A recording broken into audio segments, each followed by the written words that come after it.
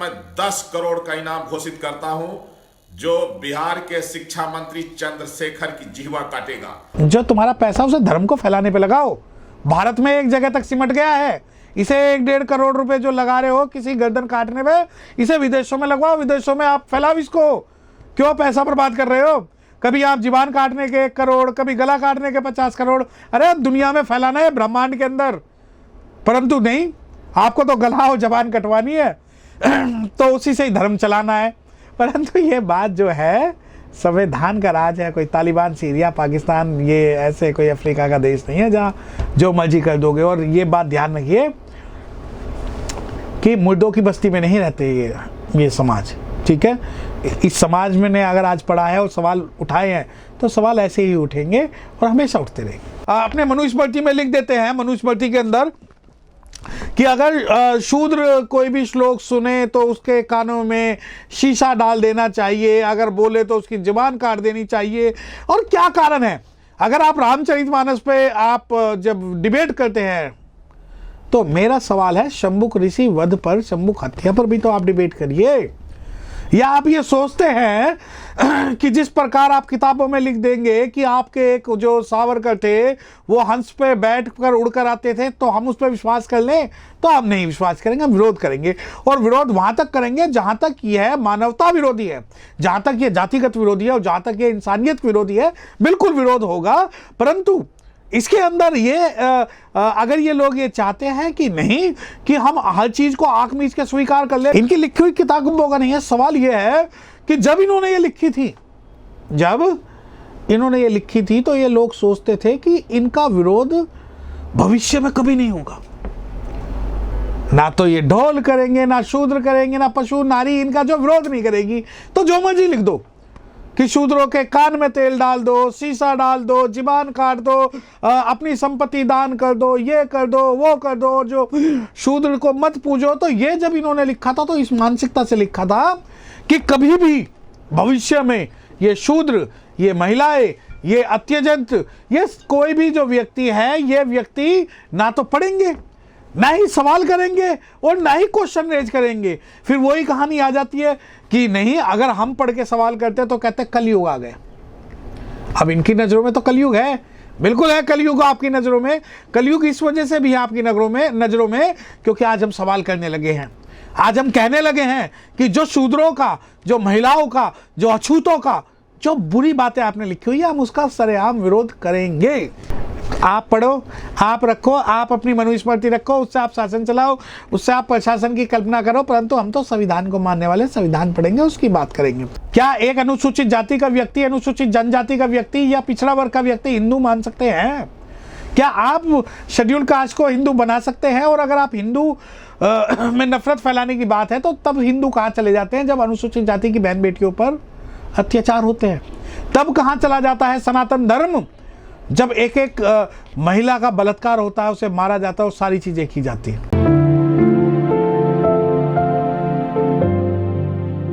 जहां तक बिहार के शिक्षा मंत्री की बात है और किसी भी जातिगत आधार पर दोहे श्लोक कहने की बात है, तो इसमें कोई दो हर्ज नहीं है कि इस प्रकार के जो ग्रंथ है वो समाज के अंदर जो है कुछ जो है भेदभाव पैदा करते हैं। अब मैं आपको एक बात बताऊं कि मनुस्मृति की जहां तक बात है, मनुस्मृति में कई श्लोक ऐसे हैं जो कि शूद्रों के विरोध में लिखे गए हैं, महिलाओं के विरोध में लिखे गए हैं और उससे समाज में बांटने का बात करते हैं। लेकिन जब चंद्रशेखर जी की बात है, जो बिहार के शिक्षा मंत्री है, उन्होंने एक अपना एक मत व्यक्त किया जब वो कहते हैं कि पूजे विप्र सकल गुणहीना, शूद्र न पूजे वेद प्रवीणा।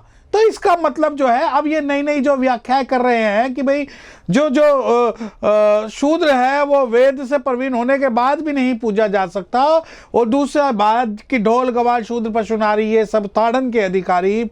और जब ये लिखते हैं कि ब्राह्मणस्य मुख मसीद बाहु राजन्य करुद्ध सस्य वैश्य, तो ये जो इनकी जो कहानियां हैं उन कहानियों पर विश्वास नहीं करते। हम उन कहानियों पर इस वजह से विश्वास नहीं करते, या आपका जो सवाल है कि क्या भेदभाव पैदा करता है, बिल्कुल करते हैं। एक समय था जब संसाधन सीमित थे, लोगों के पास पढ़ने लिखने का चीज़ नहीं थी, तो इन्होंने लिखा कि ढोल गवार शूद्र पशु नारी ये सब ताड़न के अधिकारी। जब ये है कि ढोल गवार शूद्र पशु नारी ये सब ताड़न के अधिकारी, तो ये कहते हैं कि ताड़न का मतलब है देखना होता है। ताड़न का मतलब देखना होता है। अगर ताड़न का मतलब देखना होता है तो क्या कहना है रामचरितमानस में, ताड़न का जो उपयोग है वो दबाने के लिए भी किया गया है। रामचरितमानस के जो दूसरे श्लोक है उन श्लोकों में ये बात बिल्कुल क्लियर है कि ताड़न का मतलब देखना नहीं होता, ताड़न का मतलब ताड़ना होता है। और रामचरितमानस की ही जो चौपाइयाँ हैं वो लिखी हुई हैं कि चौपाइयों में लिखा हुआ रामचरितमानस की कि अगर जो विप्र है, जैसे पूजे विक्र शकल गुणहीना शूद्र न पूजो वेद प्रवीणा, तो जो शूद्र अगर वेद को भी पढ़ लेगा तो उसे पूजनीय नहीं हो सकता। अगर ये बात लिखी हुई है और ताड़न का शब्द लिखा हुआ, दूसरी बात चलो ठीक है कि ढोल गवार शूद्र पशु नारी ये सब ताड़न का अधिकारी। पहले जब ये कहते थे कि मनुष्य की योनि में आने के लिए, मनुष्य की योनि में आने के लिए 84 करोड़ बार योनि परिवर्तित होती है, तब जाके वो मनुष्य जन्म लेता है। अब ये नई व्याख्या करने लग गए हैं कि वो 84 करोड़ नहीं लिखा हुआ, वो 84 कोटि लिखा हुआ है। अब जब जैसे ताड़न का कर रहे हैं और शूद्रों का कर रहे हैं, ये कहते हैं कि संपूर्ण परिप्रेक्ष्य में पढ़िए, इन चीज़ों को संपूर्ण परिप्रेक्ष्य में पढ़िए तभी आपको समझ में आएगा। अरे नहीं समझना हमें। देखिए महिलाओं को जानकारी इस मामले में तो खैर नहीं है, और वो नहीं है इसलिए भी नहीं है क्योंकि भारत की महिलाएं जब बाबा साहब डॉक्टर भीमराव अम्बेडकर साहब को ही नहीं जानती, जिन्होंने उन्हें संपत्ति का अधिकार दिलाया, पढ़ने लिखने का अधिकार दिलाया, डाइवोर्स का अधिकार दिलाया और काम का अधिकार दिलाया, बहुत सारी चीज़ें जो भारत के अंदर सबसे ज़्यादा महिलाओं के लिए किसी ने की, बाबा साहब डॉक्टर भीमराव अम्बेडकर साहब ने की। परंतु ये इस बात को एक्सेप्ट नहीं करते कि बाबा साहब ने भी कुछ किया है। उसी प्रकार जब ये चौपाइयाँ, ये दोहे, ये कहानियाँ, ये कथाएँ, ये माइथोलॉजी जब चलती है तो महिलाएं सोचती है ना ना ना ना, ये हमारे खिलाफ नहीं है, ये दूसरों के खिलाफ है। परंतु मैं आपको बता देना चाहता हूँ कि महिला विरोधी इतना कुछ लिखा हुआ है कि अगर कोई महिला पढ़ ले, मन से पढ़ ले, तो वो इसका विरोध करेगी। परंतु ये दुर्भाग्य है कि अधिकतर महिलाएं जो हैं इन बातों को नहीं समझती और आज भी उसी प्रकार की व्यवस्था में बनाए रखने चाहती है जिसमें ये उनको बनाए रखना चाहते हैं। ये लोग कहते हैं कि ये ऐतिहासिक है, सरकार और कोर्ट कहता है ये माइथोलॉजी है। माइथोलॉजी का मतलब है काल्पनिक, ठीक है। अब कल्पना में आते हैं कि भाई एक व्यक्ति आया और उसने ये कर दिया, वो कर दिया, जी ये जो पुत्र है ये सूर्य का है, वो जो है सूरज को उसने खा लिया। अरे भाई एक बात बताएं, इतनी सारी आपने जो चीज़ें लिखी हुई हैं और आप जब मनुस्मृति लिखते हो और उसमें शूद्रों का और अछूतों के बारे में जो चीज़ आप लिखते हो, तो कहीं ना कहीं, और आप इसका समर्थन करते हो, तो कहीं ना कहीं आपको अपनी सोच को बदलने की ज़रूरत है। ठीक है, सूर्य देव आए, बच्चे पैदा हो गए, उसके अलावा टेक्नोलॉजी इन्होंने जो, और मैं यहाँ आपके चैनल के माध्यम से बताना चाहता हूँ कि ये सारी चीज़ें हमारे लिए, हमारे विरोध में लिखी गई। हमारे लिए अगर ये सोचते हैं कि हम लोग इनकी बातों पर विश्वास कर लेंगे तो नहीं करेंगे। और अगर आप शासन प्रशासन मनुस्मृति के हिसाब से चलाना चाहोगे तो पूर्ण रूप से विरोध करेंगे, आपका भी करेंगे, आपकी मनुस्मृति का भी विरोध करेंगे। क्योंकि हमारा जो है, हमारा आज ये मौलिक अधिकार है कि हम किसी भी धर्म को माने, किसी भी पंथ को माने, कुछ भी करें कुछ भी ना करें, आप हम अपनी विचारधारा, अपना संप्रदाय हमारे ऊपर नहीं थोप सकते। और वो सारी चीज़ें जो हमारे खिलाफ लिखी हुई हैं उसमें तो बिल्कुल कदापि नहीं। अगर आप धर्म की बात कर रहे हैं तो धर्म में अगर आप ये सवाल मुझसे ना पूछे तो ही अच्छा है। धर्म की कुछ परिभाषाएं होती हैं, धर्म मानवता सिखाता है, धर्म के कुछ लिखित नियम होते हैं, धर्म इंसानियत को इंसानियत की बनाने की बात करता है। धर्म का जो पैरामीटर्स है वो मोक्ष होता है, धर्म का जो पैरामीटर्स है लाइफ स्टाइल होता है।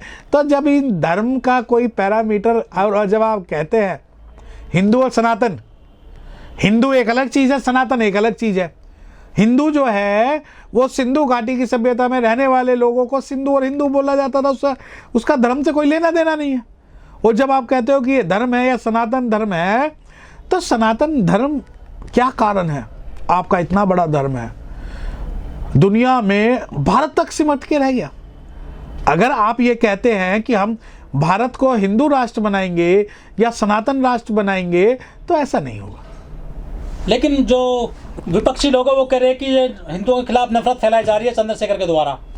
देखिए पहली बात तो आप हिंदू की डेफिनेशन बताइए, हिंदू का मतलब क्या है?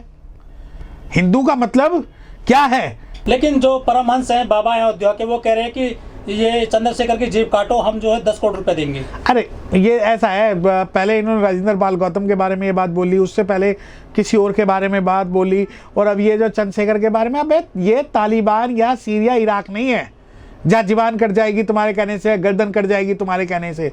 और अगर तुम इतने ही गर्दन और जुबान काटने वाले हो तो ऐसा पहले पाकिस्तान और चाइना से लड़ लो, हमारी गर्दन और हमारी जबान बाद में काटना, क्योंकि संविधान ने हमें मौलिक अधिकार दिया है बोलने का, और हम सवाल भी उठाएंगे और क्वेश्चन भी रेज करेंगे। लेकिन ऐसे बाबाओं पे कोई कार्रवाई नहीं होती है पुलिस की तरफ से, जबकि आजम खान को जो है 3 साल की सजा हो जाती है हेट स्पीच में। देखिए स्टेट स्पॉन्सर ये स्टेट स्पॉन्सर स्पीच है। आप ये देखिए, कोई भी मुस्लिम, कोई भी अनुसूचित जाति का व्यक्ति, कोई भी पिछड़ा वर्ग का व्यक्ति अगर कोई स्टेटमेंट देगा तो उसे सजा 100% होगी। परंतु यही इनके जो कोई भी ये जो है, जो समाज में ये कह रहे हैं कि 1,50,000, 1 करोड़, 2 करोड़, अरे जो तुम्हारा पैसा उसे धर्म को फैलाने पे लगाओ।